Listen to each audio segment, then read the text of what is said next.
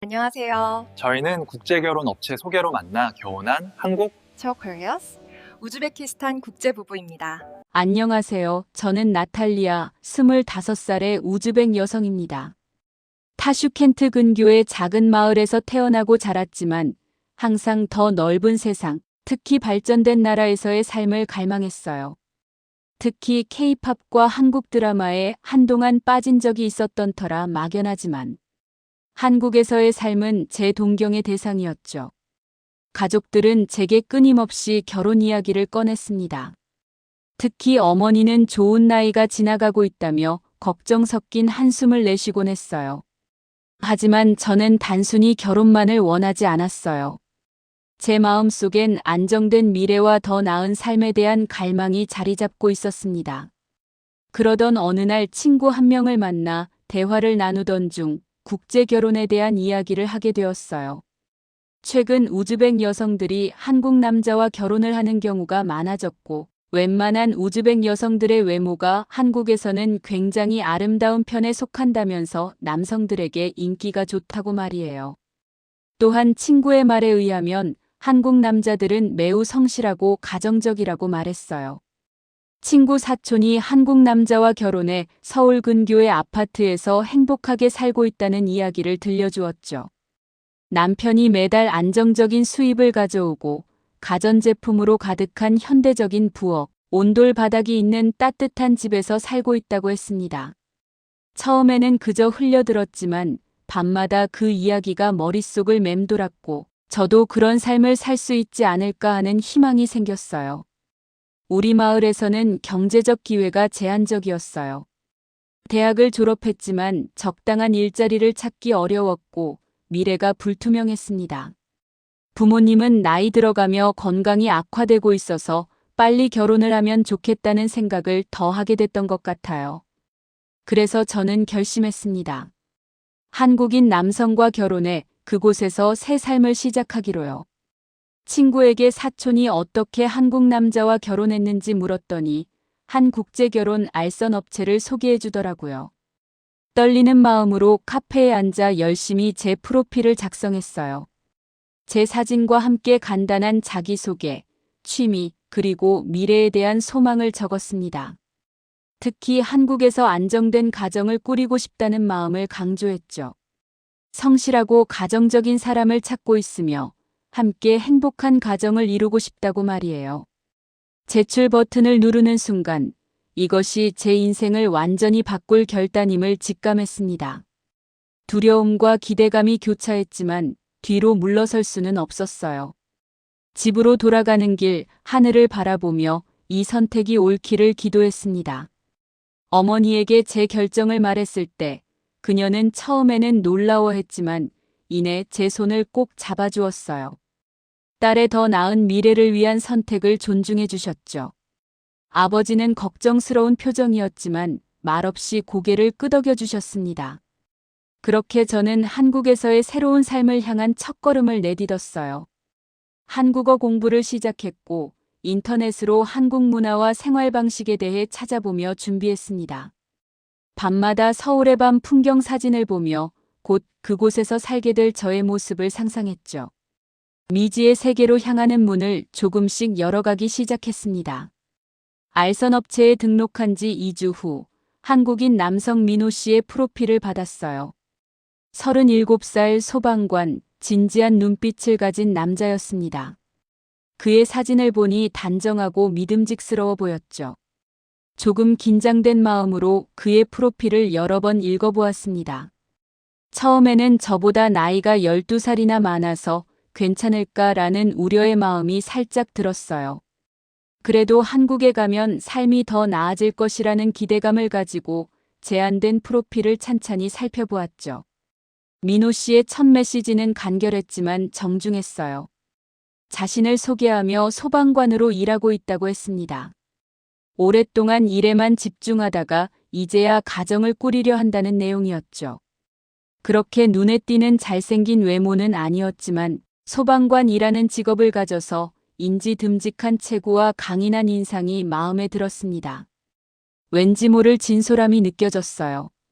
저는 조심스럽게 답장을 보냈습니다. 제 이름, 나이, 우즈벡에서의 생활, 그리고 한국에 대한 관심을 간단히 적었어요. 영어로 대화할 수 있지만 서툴다고도 덧붙였죠. 이후 우리는 번역기를 통해 메시지를 주고받기 시작했습니다. 가끔 번역이 이상하게 되어 웃음을 자아내기도 했지만 소통하는 데 큰 문제는 없었어요.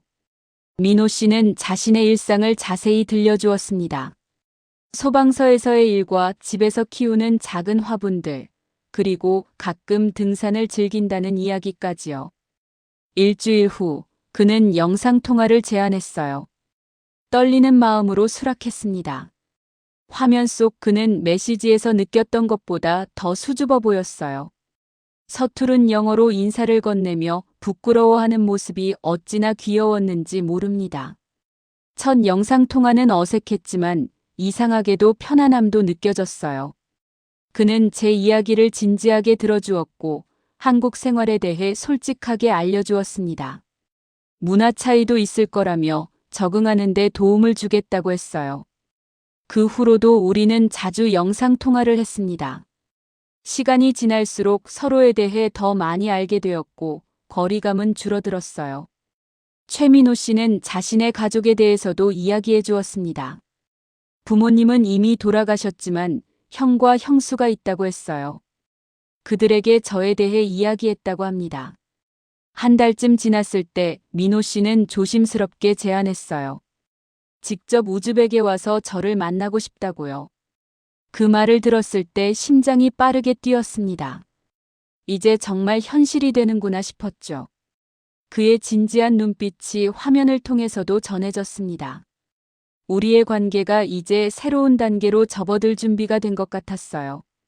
기대와 불안이 뒤섞인 마음으로 그의 방문을 기다리기 시작했습니다. 민호 씨가 타슈켄트에 도착한다는 날, 저는 밤새 잠을 설쳤어요. 거울 앞에서 수십 번 옷을 갈아입고 머리를 정리했습니다. 부모님도 저만큼이나 긴장한 모습이었죠. 어머니는 집안 곳곳을 다시 청소하셨고 아버지는 평소보다 더 일찍 면도를 하셨어요. 공항에서 민호 씨를 처음 보았을 때 화면으로 보던 것과는 또 다른 느낌이었습니다. 더 크고 든든해 보였어요. 그는 긴 비행 후에도 단정한 모습으로 저희 가족에게 인사를 건넸습니다. 손에는 한국에서 가져온 선물들이 가득했어요. 첫 만남은 어색했지만 시간이 지날수록 그 어색함은 사라졌습니다. 민호 씨는 저희 집에서 멀지 않은 호텔에 묵었고 매일 저희 집을 방문했어요. 서툰 러시아어 단어들로 부모님과 대화하려 노력하는 모습이 정말 귀여웠습니다. 아버지는 처음에는 무뚝뚝하셨지만 민호 씨의 진심 어린 태도에 점차 마음을 열어주셨어요. 민호 씨는 일주일 동안 저희와 함께 지내며 우즈벡의 문화를 경험했습니다. 전통시장도 가고 역사적인 장소들도 방문했죠. 그는 모든 것에 흥미를 보였고 우리 문화에 대한 존중을 표현했어요. 특히 우즈벡 음식을 정말 맛있게 먹었는데 그 모습을 보며 어머니가 무척 기뻐하셨습니다. 체류 나흘째 되는 날, 그날따라 민호 씨는 좀 더 긴장이 된 모습이었어요. 아니나 다를까 제게 조용히 청혼을 한 것이죠. 민호 씨는 맨 처음 프로필에서 본 저의 사진에 반해서 영상통화를 하기 직전까지도 너무나 떨렸는데 막상 만나보니 더 아름다웠고 대화도 잘 통해서 무조건 결혼을 결심했다고 하더라고요. 그러면서 제게 한국에서 가져온 작은 반지 하나를 꺼내 보였습니다. 저는 솔직히 조금 당황스러웠어요. 알게 된 지는 좀 됐긴 했어도 직접 만난 지는 고작 나흘밖에 지나지 않았는데 이런 결단을 내린 민호 씨의 모습이 말이죠. 하지만 저 또한 마치 오랫동안 알고 지내왔던 것처럼 편안한 민호 씨가 좋았기 때문에 예스라고 대답할 수밖에 없었어요. 그 길로 민호 씨는 저희 집에 찾아와서 부모님께 정중히 저와 결혼하고 싶다는 의사를 전했죠. 아주 예의 바르고 정중하게 아버지께 허락을 구하는 모습에 가족 모두가 감동했습니다. 아버지는 진지하게 민호 씨의 의도와 계획에 대해 물으셨고 민호 씨는 한국에서의 생활 조건과 저를 소중히 대할 것이라는 약속을 자세히 설명했어요. 부모님의 축복을 받은 후 민호 씨는 한국에서 가져온 작은 반지를 건네며 행복한 가정을 함께 만들자고 했어요. 그 순간 눈물이 났습니다. 모든 것이 꿈만 같았지만 동시에 너무나 현실적이었죠. 망설임 없이 수락했어요. 우리는 우즈벡 전통에 따라 간소한 약혼식을 했습니다. 친척들과 이웃들이 모여 우리의 약혼을 축하해 주셨어요. 민호 씨는 조금 어색해하면서도 모든 전통 절차를 성실히 따랐습니다. 그런 모습이 더욱 믿음직스러웠어요. 민호 씨가 한국으로 돌아간 후 우리는 결혼 준비를 시작했습니다. 비자 신청부터 한국어 공부까지 해야 할 일이 정말 많았어요. 2달 후 저는 한국으로 비행기를 탔고 서울에서 간단한 결혼식을 올렸습니다. 민호 씨의 형과 형수, 몇몇 친구들이 참석했어요. 모두 따뜻하게 저를 환영해 주셨지만 부모님이 함께하지 못해 조금은 쓸쓸했습니다. 결혼식 날 한복을 입고 있는 제 모습을 거울로 바라보며 생각했어요.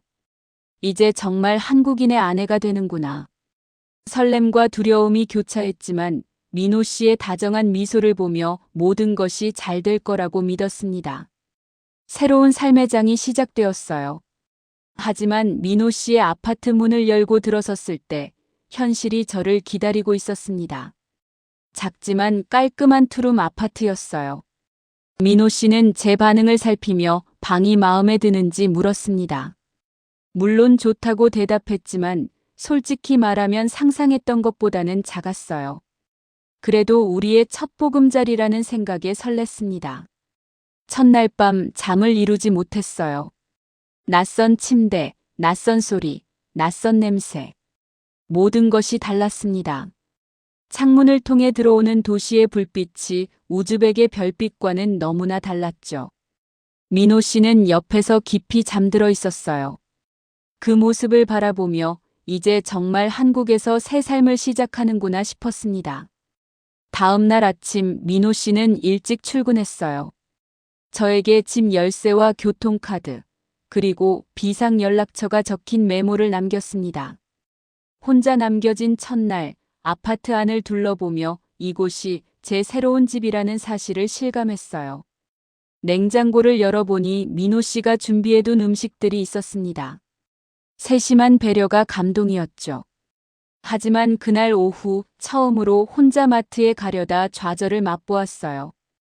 단어장과 번역 앱을 준비했지만 아파트 밖으로 나가자마자 길을 잃어버렸습니다. 주변 사람들에게 도움을 청하고 싶었지만 한국어로 어떻게 말해야 할지 몰랐어요.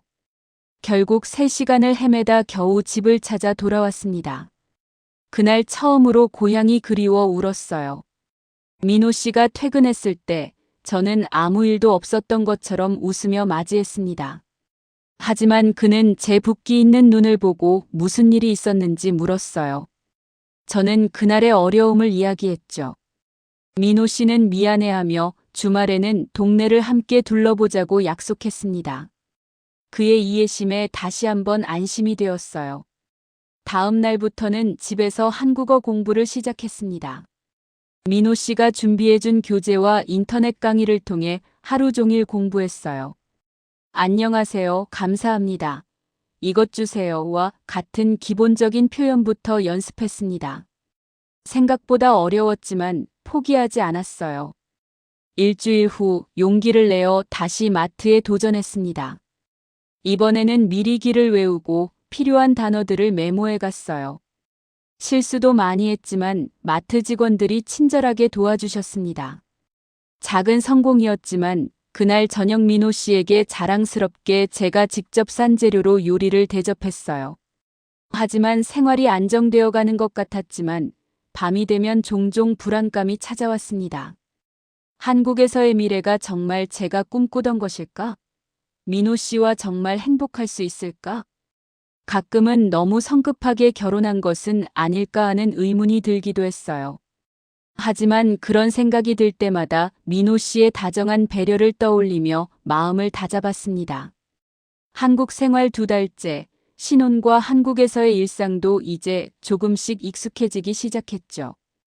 민호 씨는 바쁜 근무 일정 때문에 집에 늦게 들어오는 날이 많았고 저는 혼자 시간을 보내는 일이 잦아졌습니다. 외로웠던 전 공부도 필요했지만 사람들을 만나고 싶어서 외국인들이 많이 찾는다는 근방의 한국어 교실을 등록했어요. 그곳에서 우즈베키스탄 출신의 알리나라는 여성을 만났죠. 그녀는 저보다 3년 먼저 한국에 와 정착한 선배로 저에게 많은 도움을 주었습니다. 알리나의 도움으로 저는 한국 생활에 대한 정보와 조언을 얻을 수 있었어요. 그러던 어느 날 알리나가 저를 카페로 초대했습니다. 그곳에서 그녀는 충격적인 이야기를 들려주었어요. 우리 결혼 중개업체를 통해 결혼한 몇몇 커플들에게 문제가 있었다는 거예요. 일부 한국 남성들이 외국인 아내를 가정부처럼 대하거나 심지어 결혼 비용을 빚으로 여겨 아내에게 갚으라고 요구한 사례도 있었다고 했습니다. 알리나는 조심스럽게 물었어요. 민호 씨도 그런 식으로 저를 대하지 않는지, 결혼 직후부터 바빠진 것이 다른 의도가 있는 것은 아닌지 확인해 보라고요. 저는 처음에 그런 의심을 일축했지만 집으로 돌아오는 길에 불안한 생각이 밀려왔습니다. 그날 밤 평소보다 늦게 돌아온 민호 씨에게서 여자 향수 냄새가 났어요. 전에는 없던 일이었죠. 의심이 꼬리를 물었고 다음 날 민호 씨의 휴대폰을 몰래 확인하고 싶은 충동이 들었습니다. 하지만 그건 믿음을 저버리는 행동이라 생각해 참았어요. 대신 몇 일 동안 민호 씨를 유심히 관찰했습니다. 그는 점점 더 피곤해 보였고 가끔 전화를 받으러 베란다로 나가기도 했어요. 한 번은 그가 샤워하는 동안 책상 위에 놓인 영수증을 보게 되었는데 비싼 레스토랑에서의 저녁 식사 기록이 있었습니다. 저와 함께 간 적 없는 곳이었죠. 결국 불안감을 참지 못하고 민호 씨에게 직접 물었어요. 다른 여자를 만나고 있는 것이 아니냐고요. 그 질문에 민호 씨는 크게 화를 냈습니다. 저를 전혀 믿지 않느냐며 실망했다고 했어요. 그리고는 밤늦게까지 돌아오지 않았습니다. 그날 밤 저는 짐을 싸기 시작했어요. 우즈베키스탄으로 돌아갈 생각이었죠. 그런데 짐을 싸던 중 민호 씨 서랍에서 작은 보석함을 발견했습니다. 열어보니 예쁜 목걸이와 함께 쪽지가 있었어요. 나탈리아, 한국 생활 100일을 축하해. 당신이 자랑스럽습니다. 한참을 울었어요. 제가 얼마나 큰 오해를 했는지 깨달았습니다. 그런데 바로 그때 현관문이 열리는 소리가 들렸고 민호 씨가 들어왔어요. 그는 술 냄새를 풍기며 제가 짐을 싸고 있는 모습을 보았습니다. 그리고 서랍이 열려 있는 것도요. 잠시 침묵이 흘렀고 민호 씨가 먼저 입을 열었어요. 사실 그날 향수 냄새는 동료의 결혼식 준비를 도와주다 묻은 것이라고 했습니다. 비싼 레스토랑 영수증은 바로 그 결혼식 장소를 알아보러 간 것이었고요. 민호 씨는 그 동료의 부탁으로 결혼식 준비를 도와주고 있었던 거였어요.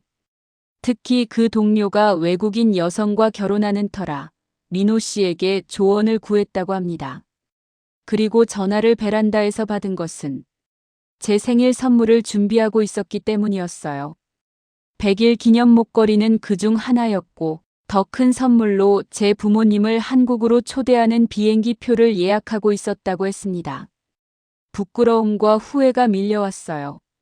눈물을 흘리며 사과했지만 민호 씨도 미안하다고 했습니다.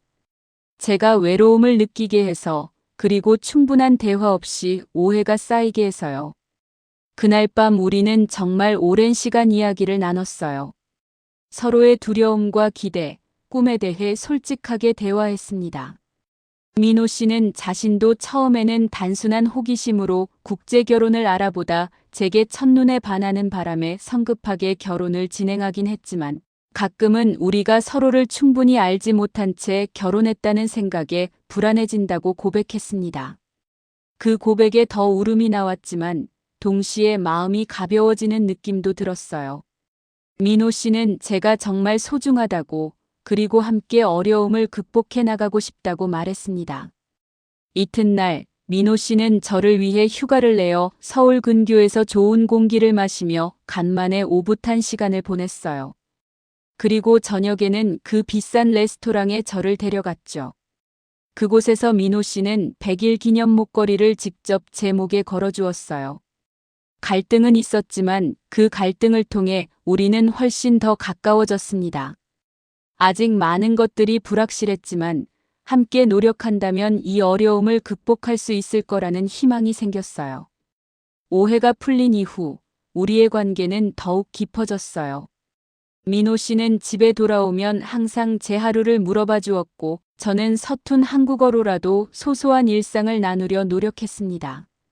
작은 변화들이 모여 우리의 일상을 더 풍요롭게 만들었죠. 한국 생활 6개월째 우연한 기회가 찾아왔어요. 동네 카페에서 커피를 마시고 있는데 한 여성이 다가와 명함을 건넸습니다. 외국인 모델을 찾는 소규모 에이전시 매니저라고 했어요. 처음에는 당황스러웠지만 그녀는 제 이국적인 외모와 길고 검은 머리가 인상적이라며 한번 포트폴리오 촬영을 해보자고 제안했습니다. 집에 돌아와 민호 씨에게 그 이야기를 했어요. 예상과 달리 민호 씨는 굉장히 좋아했습니다. 제가 한국에서 자신만의 일을 찾는 것이 좋겠다며 적극 지지해 주었어요. 다만 신뢰할 수 있는 곳인지 함께 알아보자고 했죠. 일주일 후 민호 씨와 함께 에이전시를 방문했어요. 생각보다 작지만 깔끔한 사무실이었고 대표는 매우 프로페셔널해 보였습니다. 그곳에서 간단한 포트폴리오 촬영을 했고 놀랍게도 바로 다음 주 작은 쇼핑몰의 세계. 여성 패션 코너 모델 일이 들어왔어요. 처음 카메라 앞에 섰을 때는 긴장했지만 사진작가가 저를 편안하게 해주었고 덕분에 자연스러운 사진들이 나왔습니다. 그 사진들이 온라인 쇼핑몰에 올라갔을 때 느꼈던 뿌듯함은 말로 표현할 수 없었어요. 민호 씨는 그 사진들을 자랑스럽게 회사 동료들에게 보여주었다고 했습니다. 그 후로 간간히 모델 일이 들어왔어요. 주로 외국인 모델이 필요한 소규모 브랜드나 다문화 관련 캠페인이었죠. 큰 수입은 아니었지만 제 이름으로 번 첫 한국 돈이라 더욱 값졌습니다. 무엇보다 이 일을 통해 다양한 사람들을 만나고 한국 사회를 더 넓게 경험할 수 있었어요. 한 달 후 민호 씨가 약속대로 제 부모님의 비행기 표를 예약했어요. 부모님이 한국을 방문하게 된 것입니다. 이제는 부모님께 자랑할 것도 생겼죠. 제가 찍은 화보와 광고를 보여드리고 싶었어요. 부모님은 2주간 머무르셨습니다. 처음에는 아버지가 민호 씨를 어색해 하셨지만 곧 두 분은 언어가 통하지 않아도 손짓 발짓으로 대화하는 사이가 되었어요. 어머니는 쇼핑몰에 걸린 제 사진을 보시고 눈물을 글썽이셨습니다. 귀여운 시골 소녀였던 딸이 이국 땅에서 당당히 살아가는 모습에 감동하신 거예요. 떠나는 날 어머니는 제 손을 꼭 잡으며 자랑스럽다고 하셨어요. 그 말에 가슴 깊은 곳에서 뿌듯함이 밀려왔습니다. 어느 날 다문화 가정을 위한 공익 광고 촬영장에서 한 PD님이 저에게 제안을 했어요. 새로 시작하는 다문화 콘텐츠 채널에 함께 하지 않겠냐고요. 우즈벡에서 온 제가 한국 생활에 적응해가는 과정을 짧은 영상으로 담아보자는 아이디어였습니다.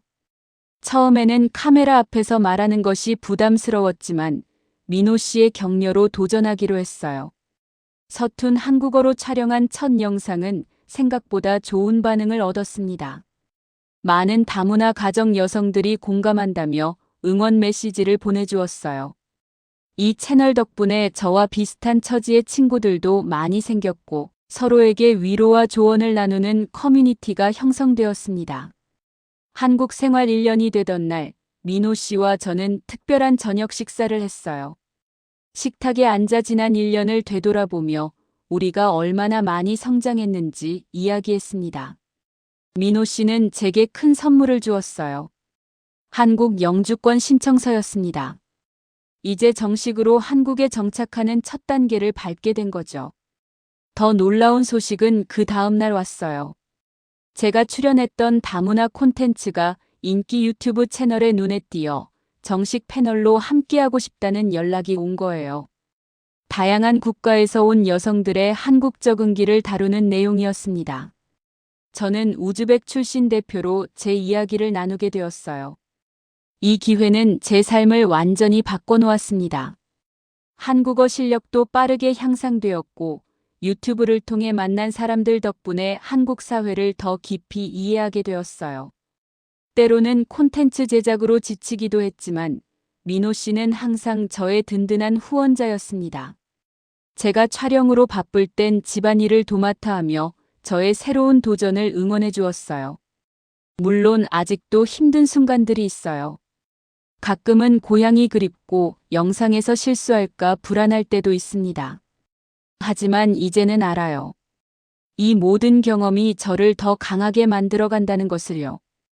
어느 날 제 인스타그램으로 낯선 DM이 왔어요.